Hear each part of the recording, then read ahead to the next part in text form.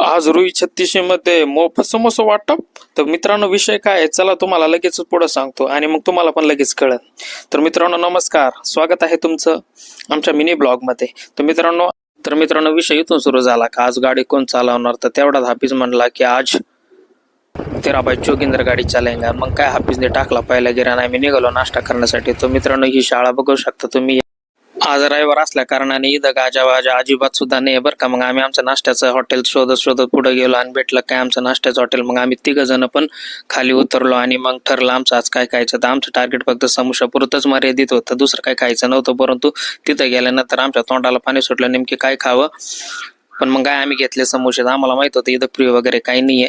मग आम्ही घेतले 3 समोसे. पण खाली काचेमध्ये बघत असताना आम्हाला मिठाई बरंच काही दिसायला लागलं. आमच्या तोंडाला जसं पाणी सुटलं तसं आम्ही खिशाला हात लावत गेलो. मग नंतर आम्ही 3 समोसे घेतले.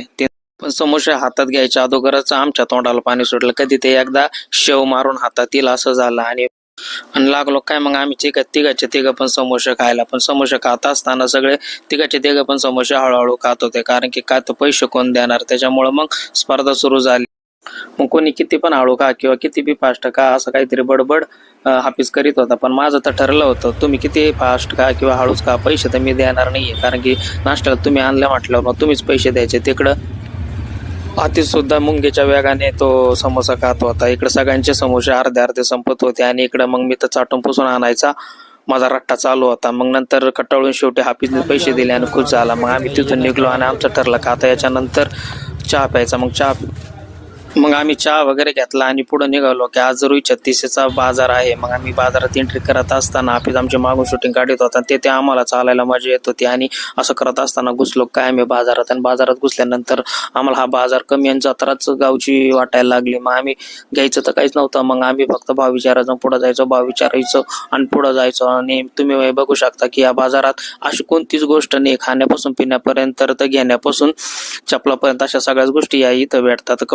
आमचं आधीच ठरलं होतं घ्यायचं काहीच नाही, फक्त भाव विचारायचं पुढे जायचं. तसं आम्ही नुसतं भाव विचारायचो आणि पुढे जायचो. आम्ही प्रत्येक ठिकाणी गेलो का फक्त भाव विचारायचो. आणि असं करत असताना आम्हाला सगळ्याच वस्तू तिथं दिसायला लागल्या. आम्ही खिशाला हात लावायचो, ते आमच्या खिशात 1 रुपया नसायचा.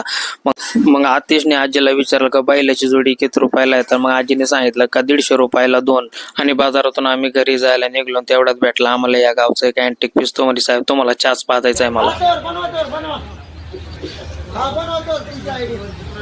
अशा पद्धतीने याचा फुकटचा चहा पिऊन आम्ही निघलो आमच्या रूमवर. तर चला मित्रांनो परत एकदा भेटूया एका नव्या ब्लॉग मध्ये. तोपर्यंत लाईक करा, शेअर करा आणि सबस्क्राईब करा. चला धन्यवाद.